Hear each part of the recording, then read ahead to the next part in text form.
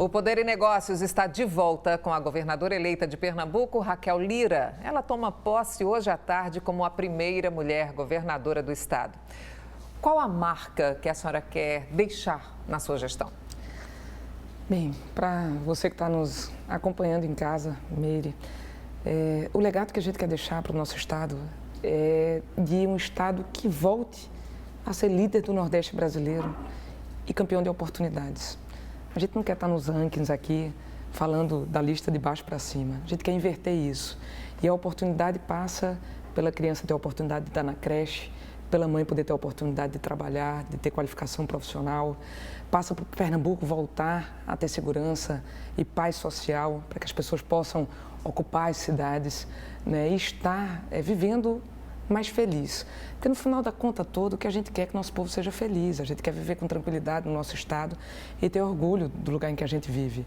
Nosso Pernambuco, nós somos muito ciosos de nossa identidade, da força do nosso estado, mas não dá para mais estar cabisbaixo, né? Vamos levantar a cabeça, ter fé no futuro, e a fé no futuro passa por um olhar de confiança sobre um momento novo que a gente vai viver.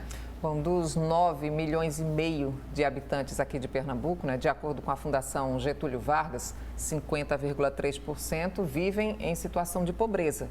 Isso aí abaixo de R$ 497 por pessoa e 18,7% em situação de miséria.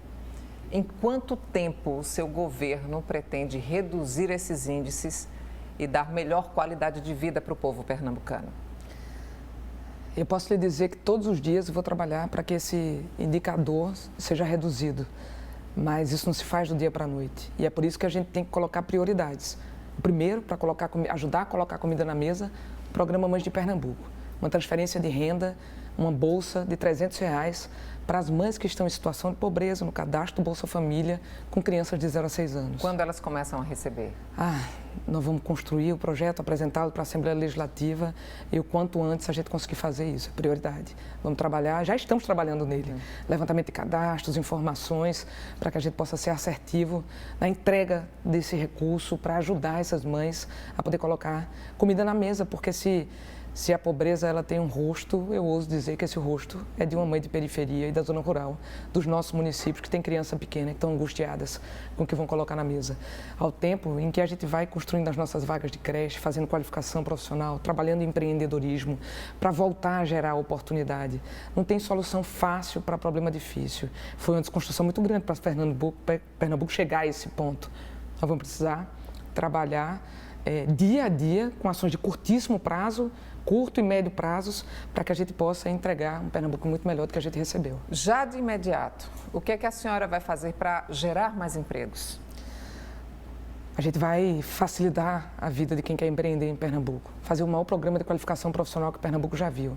A gente já quer começar a expandir o ensino médio e técnico profissionalizante, ao tempo em que a gente faz qualificação profissional, desburocratiza o acesso a crédito. Não precisa ser crédito de R$ 1 milhão, é crédito de R$ 10 mil, que vai fazer, de R$ 5 mil, que vai fazer diferença na vida de quem tem que sabe fazer um cabelo, uma maquiagem, uma unha, de quem vende um salgado e quer poder entrar no mercado de trabalho de maneira mais forte para se formalizar, desburocratizar a formação de uma empresa. É muito difícil abrir uma empresa em Pernambuco. Todos os impedimentos que você imaginar, eles existem. Desburocratizar. Em Caruaru, a gente conseguiu fazer com que o prazo de 9 meses fosse para 15 dias. Vamos fazer isso em Pernambuco. Então, o Facilita Pernambuco, o acesso a crédito desburocratizado, a educação profissional já dentro da escola e fora dela, é um trabalho que tem começo, meio e não tem fim. E que precisa ser feito todos os dias. Não é esperar 4 anos para que a situação seja diferente. Ao tempo em que a gente vai estruturando o Estado para atrair novos negócios, expandir os negócios que existem. É muito difícil hoje. Eu acabei, estou me mudando de Caruaru para Recife, acabei de me mudar. E eu tive que comprar algumas coisas. E muita coisa veio da Paraíba. Por quê? Porque é muito caro o imposto aqui. Estão preferindo aqui as lojas ser apenas demonstração e se eu puder receber com 24, 48 horas, a nota fiscal é emitida da Paraíba. Foi isso que aconteceu ao longo do tempo em Pernambuco. Então, trazer os segmentos econômicos, quem quer empreender e gerar renda, para o lado. não somos adversários. E por que a gente olha com inveja hoje para o Ceará? Eles estão lá estendendo tapete vermelho para que os empreendedores possam ir para lá.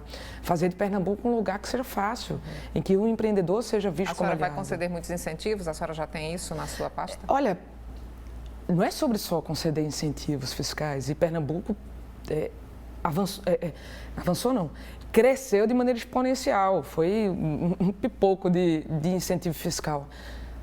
Cadê o emprego? Falta água, falta estrada, acesso a crédito, qualificação profissional. A senhora fala em qualificação profissional, a senhora sempre bate muito na tecla da educação. A sua gestão já terá que lidar, né, agora em janeiro, com a convocação de, por exemplo, aprovados em concurso, falando da educação pública, ação coletiva movida aí pelo Sintep, que é o sindicato que representa a categoria, referente a um pagamento retroativo do piso do magistério. Então, o recomeço das aulas. Como é que a senhora vai lidar com essas questões agora no início em relação à educação? Até porque eu quero saber também como vai ser na prática as escolas, a mudança das escolas, a capacitação dos professores, o incentivo aos professores. Mas vamos primeiro falar sobre essa primeira parte, aprovados em concursos e essa cobrança do Sintep. Mesa de negociação funcionando de maneira permanente, agindo com transparência para que se compreenda exatamente o que pode ser feito para os servidores de maneira geral, não somente para os professores. A gente precisa ter transparência, estratégia, escolher prioridades, porque governar é isso, e ter os profissionais da educação, desde o porteiro até a merendeira e o profissional da educação, o professor, que está na sala de aula, angustiado porque seu menino não está lendo. O que eu quero dizer para vocês é que vocês terão uma governadora aliada. Eu estarei ao lado da educação para fazer as nossas crianças poderem aprender a ler e a voltar a sonhar. A nossa criança precisa sonhar grande, ela precisa construir o futuro dela.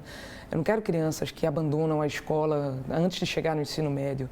E por isso, essa grande aliança que precisa ser feita com todos, com a comunidade escolar, com os trabalhadores da educação, os professores, com muita transparência. E para manter essa estrutura vai precisar de um orçamento gigante, porque a educação demanda muito custo.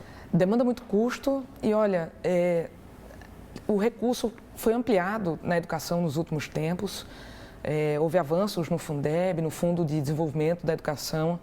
Tem um recurso de Fundef, é um nome difícil, mas para dizer assim, o Estado recebeu um débito lá de trás, que parte é dos profissionais de educação e parte vai ser utilizado para infraestrutura. Então, a gente já pode, de imediato, começar a construir as creches. Eu tive uma reunião com os prefeitos, ainda em dezembro, pedindo área para que a gente possa fazer essa construção. A gente se comprometeu com 60 mil vagas de creche para a gente poder descentralizar e atender a essas crianças. Uma criança na creche tem 5 refeições por dia e a gente já consegue trabalhar segurança alimentar. A senhora vai trabalhar com a agricultura familiar para dar suporte a esse projeto? Não tenho dúvida disso. E eu sei como faz. A gente fez em Caruaru. É claro que é o estado inteiro, mas a agricultura familiar ela tem que dar suporte não só à merenda escolar, mas também aos nossos restaurantes populares, ao Bom Prato. A gente precisa conseguir fazer a comida chegar na vida de quem precisa e, ao mesmo tempo, o trabalhador que está no campo, que hoje não tem assistência técnica e não tem a certeza da compra, ele possa ter a certeza de que o governo do estado será um parceiro. E a gente vai trabalhar com distribuição de semente, assistência técnica, a reconstrução do IPA, o trator para aração, para fazer a barragem, microsistemas de abastecimento. Não é difícil fazer, agora dá um trabalho danado. Dá um trabalho danado. A sua equipe fez um levantamento de informações sobre a situação das escolas públicas e a necessidade de professores em sala de aula. O que é que dá para fazer logo do início, já que as aulas vão começar agora cedinho, né? Fevereiro. Não, uma das primeiras coisas que levantamos com a liderança de Priscila e com o time nosso técnico de educação era sobre os contratos vigentes e como fazer o primeiro dia de aula, né?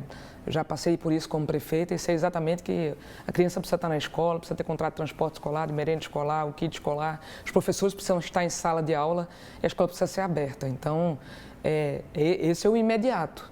Existe um levantamento, sim. O próprio censo escolar, que é o sistema que existe, ele aponta. A gente ainda tem muita escola sem água de qualidade, sem banheiro, sem cozinha.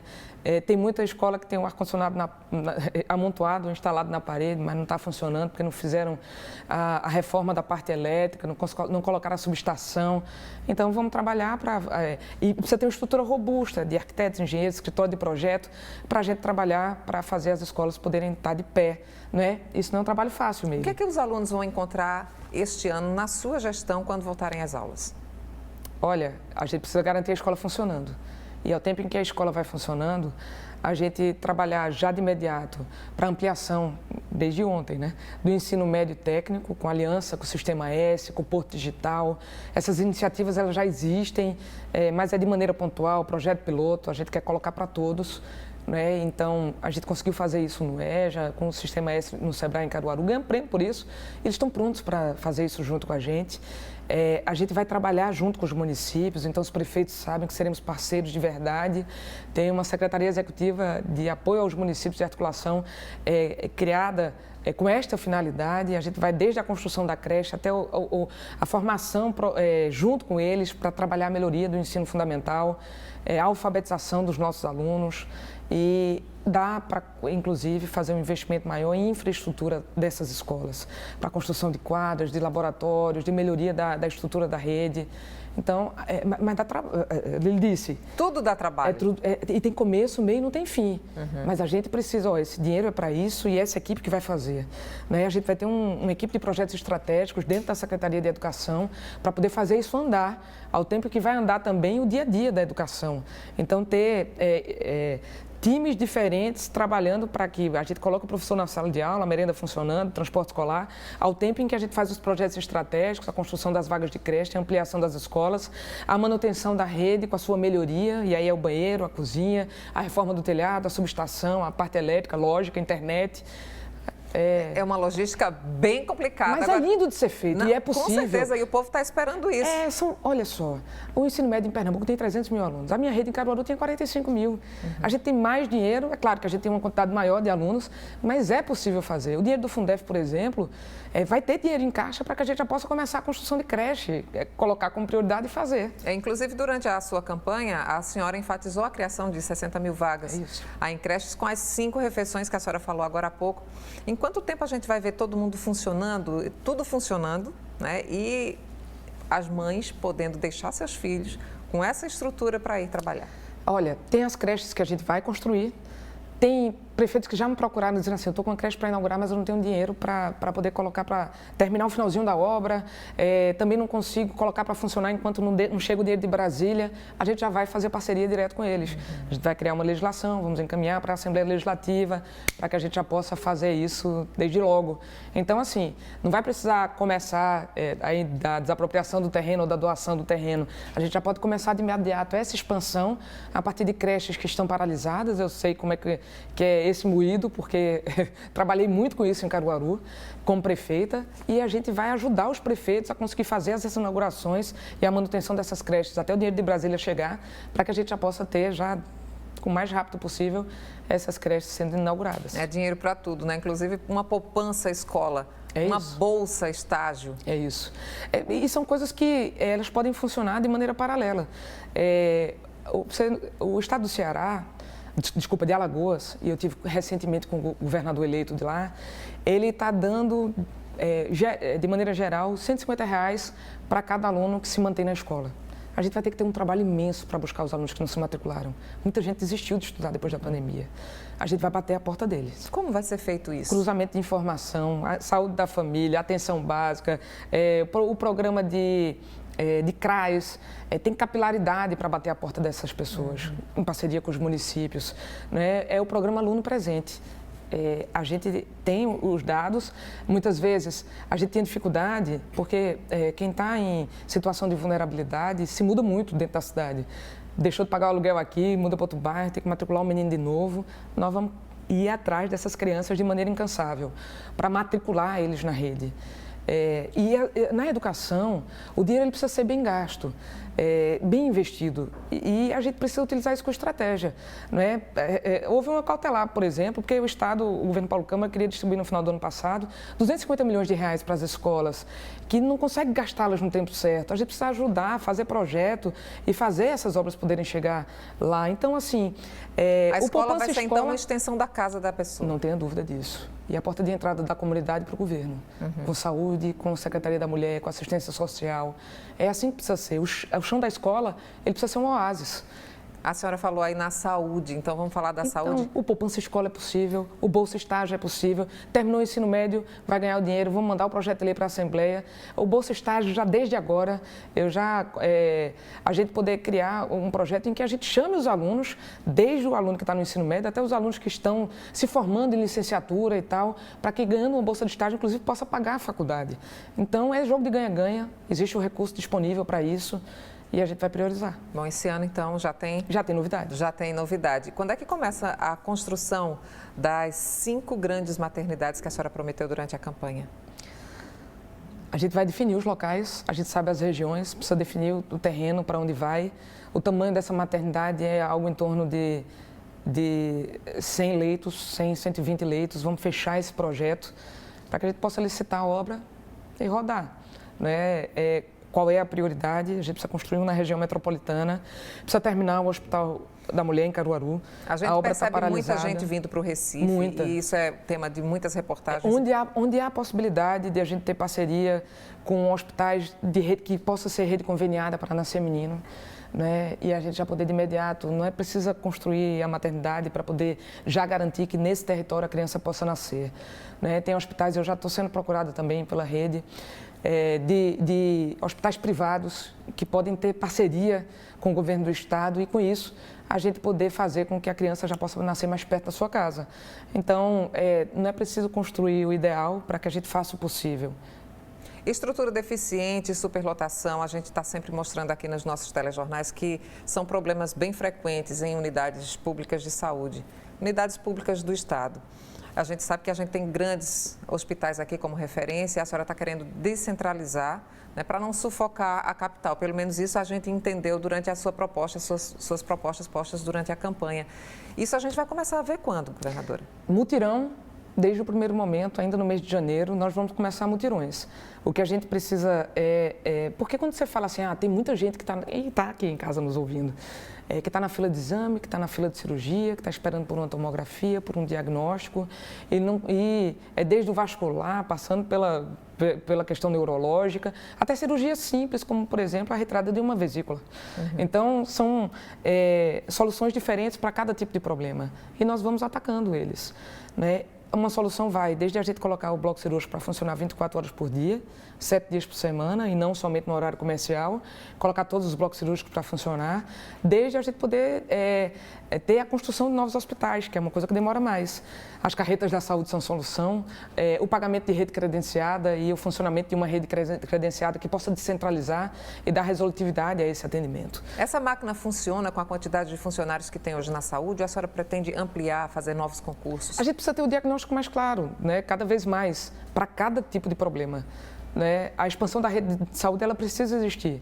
Como ela vai existir é de soluções distintas, desde uma construção de um hospital como o Hospital da Restauração, eu estou não do tamanho dela, mas um hospital de administração direta do Estado, desde um apoio de rede conveniada, particular, que pode funcionar e dar resolução aos problemas que a gente já tem. Então, o mutirão vai ser de diversas formas a solução e ele vai acontecer para a gente reduzir de maneira drástica as filas de exame e cirurgia. A nossa pretensão é que nos primeiros 100 dias de governo a gente já pode rodar as carretas da saúde, que vão, por exemplo, levar exame diagnóstico, saúde ocular, saúde da mulher. Em todas as regiões do Estado? Em todas as regiões do Estado, de acordo com as filas de exame e de cirurgia. Né? A gente já está estudando o modelo, ele pode ser feito de maneira mais rápida do que a gente imaginava, a exemplo do que já acontece no estado de Goiás, por exemplo.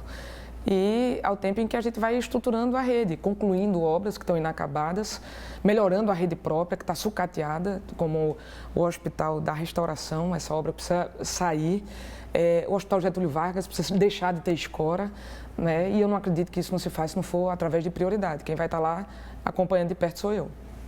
Vamos acompanhar então o seu trabalho também. Vamos falar de transporte público, governadora. Qual é o destino aí do Grande Recife Consórcio de Transporte? A Secretaria de Mobilidade, que vai ser criada com a reforma administrativa, ela vai permitir um foco maior na questão do olhar, não é só sobre as vias, é sobre as vias também, que precisam ser melhoradas, da PE 15, da PE 33, né, de quem está aqui na região metropolitana, que sabe que as vias estão inadequadas, né, as avenidas, ruas, conexões. Mas também sobre um olhar metropolitano, da liderança metropolitana. Um dos nossos primeiros atos será reunir os 14 prefeitos da região metropolitana e dizer que nós estaremos juntos para construir um plano de mobilidade metropolitana de verdade. O Estado fazer sua parte, o município fazer sua parte e a gente trabalhar junto com projetos que sejam estruturadores para a população. Isso envolve a discussão sobre um sistema de transporte através do Grande Recife Consórcio de Transporte, que hoje só tem 3 sócios.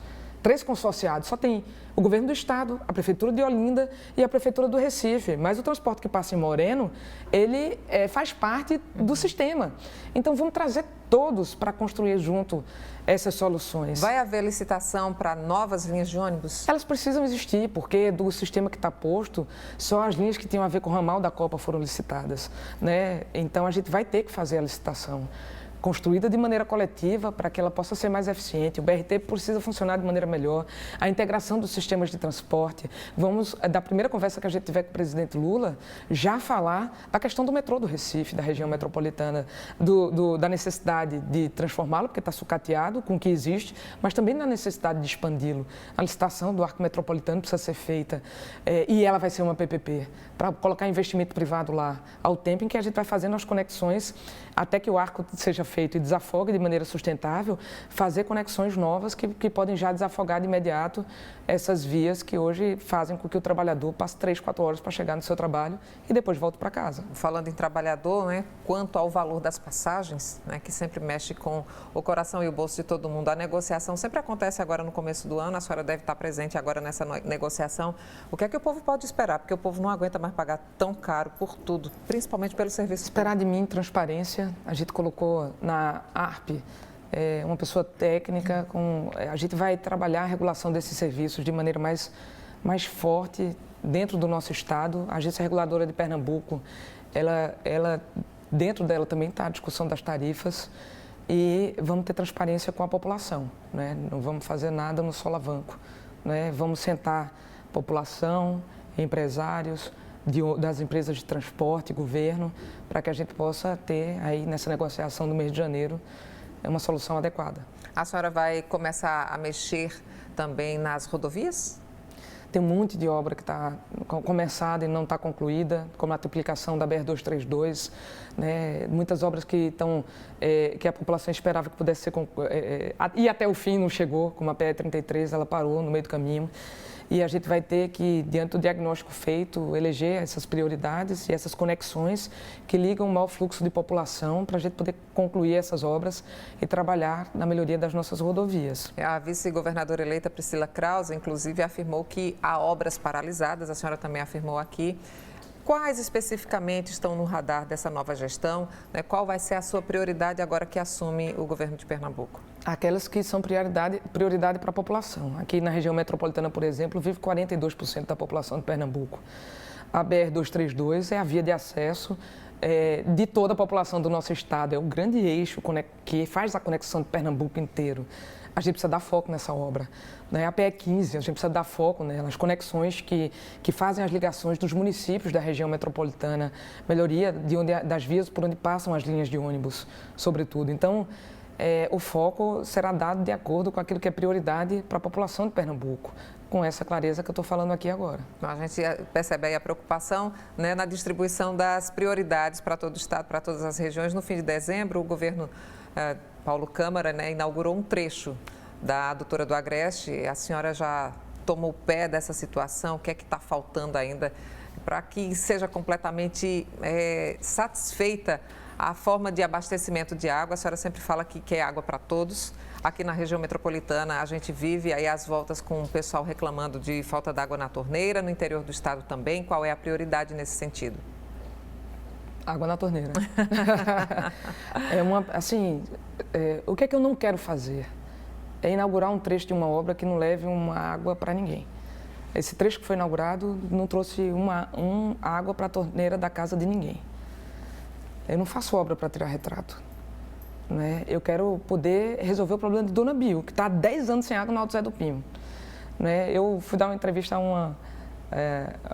a uma emissora irmã aqui, co-irmã de vocês, e a senhora que me serviu o café, ela disse: eu moro em Paulista e só chega água na minha casa de 8 em 8 dias. Eu ainda consigo ter caixa d'água para poder juntar água. Não é?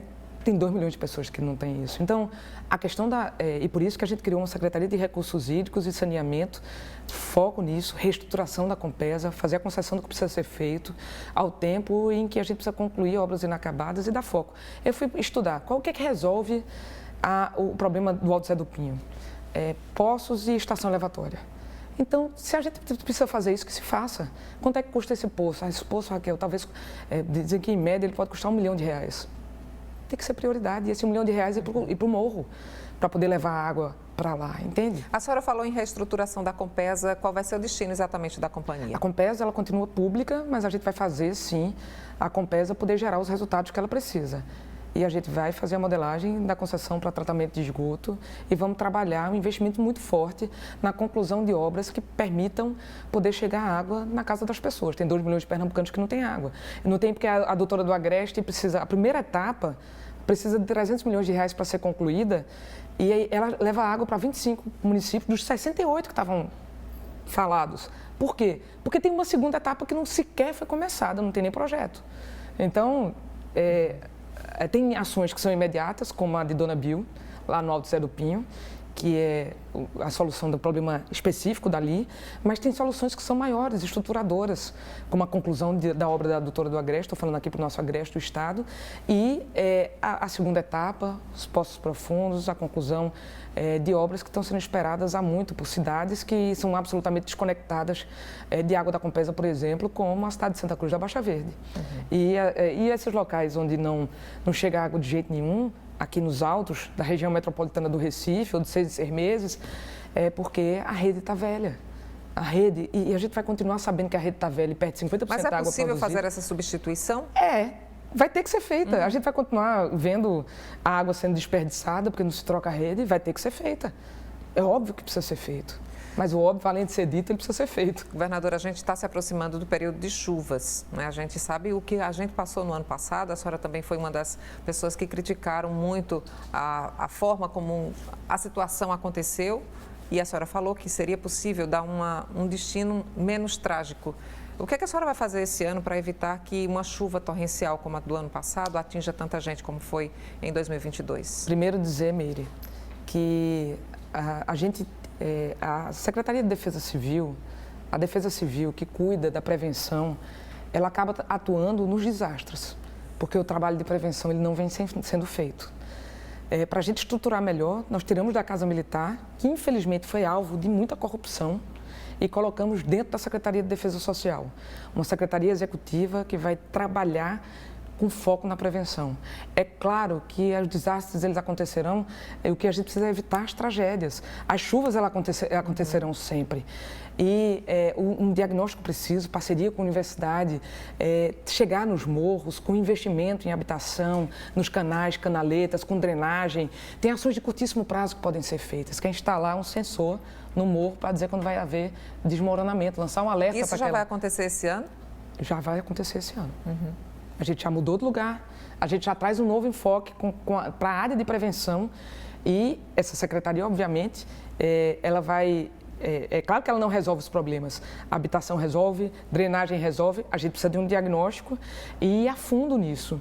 E atuar nas tragédias com fortalecimento, que a gente não quer que aconteça, mas a gente vai estruturar o Corpo de Bombeiros para que isso possa ser evitado. É preciso fazer um novo diagnóstico das áreas de risco aqui na região metropolitana, principalmente. Elas se multiplicaram ao longo do tempo. Pela Existe ocupação muita irregular. gente precisando de casa, de melhor condição de vida, na E verdade. aí, a Secretaria de Habitação e Desenvolvimento Urbano, com foco nisso, né, com gente que sabe o que está fazendo e que precisa entregar o resultado. Tem 10 mil habitações que estão paralisadas em Pernambuco, a gente precisa entregar as obras paralisadas, vamos começar por elas. Né? Ao tempo que nós vamos trabalhar, a gente sabe que o governo Lula vai reconstruir Minha Casa Minha Vida, com foco no faixa 1, A gente vai trabalhar com melhorias habitacionais, porque tem gente que não precisa sair de onde está, com reforma dentro da casa, começa esse ano, com melhoria da condição de habitação, ao tempo em que a gente vai trabalhar a contenção de morros, encostas, em parceria com as prefeituras. E daí a necessidade do grande pacto metropolitano. O Jardim Monte Verde, eu sempre digo, é o grande exemplo de um morro que está dividido entre 2 cidades, o Estado não tomou de conta nem cada uma delas, e a gente precisa chegar lá. Né? E não é com discurso, é com atitude. Então, vamos reunir os prefeitos e trabalhar junto. Na segurança pública, né, o que é que a sua equipe descobriu nesse período de transição, né, de trabalho em que a Priscila Krause estava à frente, sobre a estrutura das delegacias, a necessidade dos policiais, o aparelhamento da segurança pública e o que é que vai ter prioridade agora no início da sua gestão? Olha, não foi uma descoberta da transição, ela vem de muito antes. Mas uma constatação. Constatação. As delegacias estão sucateadas. Eu estou aqui chovendo no molhado para quem é policial, militar, civil, bombeiros. São eles mesmos que fazem as reformas, que fazem a cotinha para poder ter material de limpeza ou pedem na prefeitura emprestado. Né? Eles que fazem a limpeza da unidade, não que haja nenhum demérito nisso, né? Mas é cada um podendo cumprir o seu papel. Quantas vezes que o policial não sabe se sai da delegacia, porque se fechar ele responde processo, se sair ele responde processo porque deixou a delegacia sozinho, e se ficar ele está sozinho ali e não vai atender a ocorrência. Então, assim, o fortalecimento das tropas, a reestruturação física é fundamental. A gente precisa investir nas forças operacionais de polícia, com sistema de inteligência, com fortalecimento da polícia científica. As ações que existem em polícia científica, que podem ser de ponta, elas precisam ser sistêmicas. E não porque tem uma professora lá dentro da universidade e tem um policial que conhece a professora e faz um trabalho específico dentro de um inquérito. A senhora tem interesse de reativar aqueles postos policiais ostensivos, aqueles pontos fixos de policiais em algumas áreas estratégicas, por exemplo, o centro do Recife, áreas turísticas? A gente precisa cuidar dessas áreas. Uma área que não é boa para o cidadão viver, não é um bom lugar para o turista ir. Infelizmente, a gente teve recentemente a morte de um turista alemão no centro do Recife, à luz do dia. Uma pessoa perdeu a vida vindo passear, quando devia ser uma hora de lazer, mas milhares de pessoas perderam a vida em Pernambuco ao longo desses últimos anos, inclusive, recentemente, um tiroteio na Ponta da Boa Vista. Então, o que a gente precisa é reestruturar a segurança pública. E aí nós temos uma estratégia, é o Juntos pela Segurança. Existem estratégias distintas de ocupação do território. O que a gente não pode permitir é que continue tudo como está. É que, ao mesmo tempo, esteja sendo discutido um contrato milionário com discussão judicial, Tribunal de Contas suspendendo cautelar, pagamento que já foi feito de milhões no passado, foram suspensos agora de novo. Era 50 milhões, mais 40 milhões, mais 60 milhões, para um sistema de monitoramento de vigilância. Enquanto o policial, aqui fazendo uma má comparação, não tem uma viatura para andar. A gente sabe, a gente vê, né? A gente acompanha nas reportagens e tem apuração também. O cidadão na rua vê, precisa de aparelhar mesmo a polícia. Precisa ter mais gente. Precisa ter mais gente. A senhora já está preocupada com esse déficit, porque existe um déficit, né? Existe menos polícia na rua. Do que há 8 anos atrás. Exatamente. A senhora pretende fazer uma recomposição desse efetivo? A senhora vai promover algum concurso novo? Vamos fazer. Esse ano ainda? A gente precisa fazer. Bem, eu não consigo dizer se o lançamento do concurso é esse ano, né? Mas a gente vai de maneira, num tempo adequado, né, com a Secretaria de Segurança Pública, estabelecendo prioridades junto com o restante do governo, e a gente poder dizer quem e qual concurso que será feito em cada tempo. Então, é meta do seu governo aumentar o número de policiais? E porque, inclusive, nós perdemos policiais para a reserva e para outros cargos o tempo inteiro. O recompletamento de quadro e o aumento dele precisa existir.